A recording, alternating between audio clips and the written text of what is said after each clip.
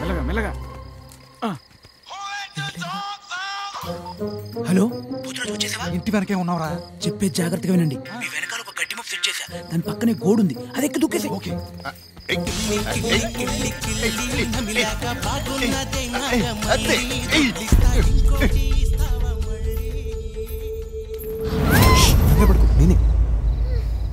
ఇవాళ నైట్ ఎలాగైనా ఇక్కడ నుంచి జంప్ అయిపోవాలి. చేయిస్తానారకే ఓకేనా? ఈ చెయ్యి ఓకే అరవకుండా ఉండడానికి, మరి ఈ చెయ్యి ఏంటి? అంటే నేను అది కావాలంటే వచ్చలేదు, తెలియకుండా ఫ్లోలో అది ఏదో. అబ్బా, ప్రతి దానికి జర్క్ అవుతావేంట్రా? టచ్ చేసావు కదా, ఎలా ఉంది అని అడుగుతున్నా. కర్మకాలి నీకు దొరికాను. సరే, ఎక్కడికి జంప్? ఇక్కడ నుంచి జంపు. ఎందుకు? ఎక్కడే సెటిల్ అయిపోదాం అనుకున్నావా? అందరూ ఎంజాయ్ మూడ్లో ఉన్నారు, ఎవరు పట్టుకోరు పట్టించుకోరు.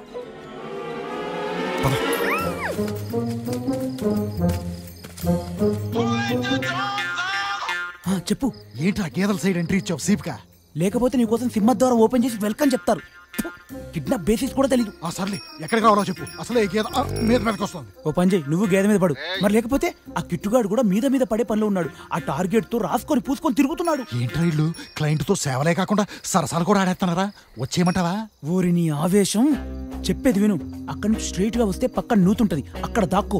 టార్గెట్ ఒంటరిగా ఉన్నప్పుడు నేను చెప్తాను, ఓకేనా? కిల్లి కిల్లి కిల్లి నమలాక బాగుంది నాగా మళ్ళీ.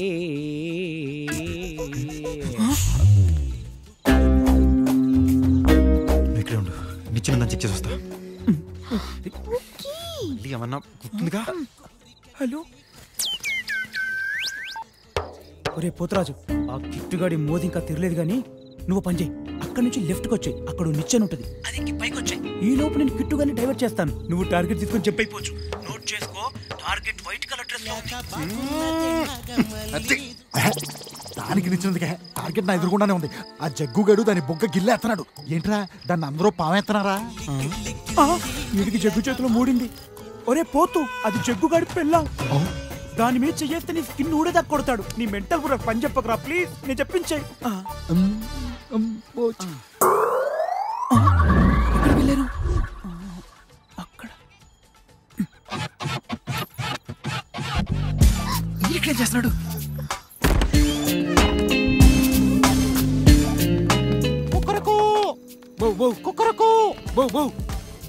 ఎందుకు నా కూతలు పెడతావు? ఇక్కడే ఉన్నానుగా. రే లాల్, ఏం చేస్తున్నావు అక్కడ? గాలి గాలి అంతే. ఎవరితో మాట్లాడుతున్నావు? నాన్నతో. నాన్నతోనా? అంటే నాకు హైపర్ టెన్షన్ వచ్చినప్పుడు మా నాన్న కనిపిస్తాడన్న. నాన్న, బాబ్జీ గారిని మొత్తం ఆయనే. హాయ్ చెప్పు. నీకేమైనా పిచ్చారా? పిచ్చి కాదన్న, ఫ్రస్ట్రేషన్ డిజాస్టర్ చెకోస్లోవేకియా అని ఒక వ్యాధి. అరే, ఆడికి నిజంగానే ఆ వ్యాధి ఉంటే ఏంట్రా పరిస్థితి? టార్చరన్నా. ఏదో జబ్బులే గాని అన్న పిలుస్తున్నాడు రా. ఏంటన్నా? అని ఇచ్చినేంట్రా?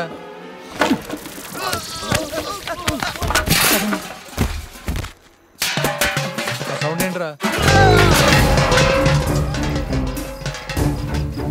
ఎవర్రా అది? రండ్రా. ఆ జగ్గుబాయ్ వస్తున్నట్టున్నాడు.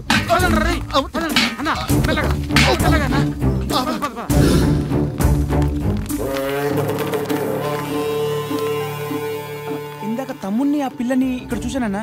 అటు ఎల్లుండొచ్చన్నా. తమ్ముడు ఎక్కడో ఎత్తకండి రా. పండే తొందర తొందర రా. అన్నయ్య నిచ్చెన చూస్తాడు. ఇప్పుడేమో తెలుసా? నేనేం చేశాను? అప్పుడే చెప్పాను కదా వద్దని. నీకు తన్నే తల్లి, నీ కాళ్ళ మీద పడతాను. నా జీవితాన్ని చంక.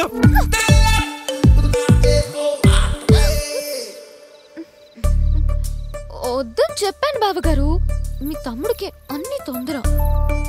కాదంటే అలుగుతాడక్క. నీకు తెలిసిందే కదా. తెలుసమ్మా, ఈ ఇంట్లో అందరూ అంతే. నువ్వు రామ్మా. నేనేం చూశాను మధ్యలో? ఎరా, అమ్మాయి చెప్పింది నిజమేనా? లేకపోతే నాటకాలు ఆడుతున్నారా? సరిగా చెప్పా. అంటే అమ్మాయి తీసుకొచ్చిందాక గుర్తుంది, దాని తర్వాత ఏంట్రా గలీజ్ పనులు? మూడుని కంట్రోల్ చేసుకోవాలరా. రేయ్, నీ మీద అంత కోపం ఉన్నా నువ్వు నా తమ్ముడురా.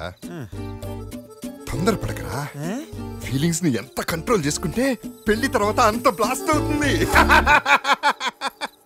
చెప్పేది నా దాచుకో.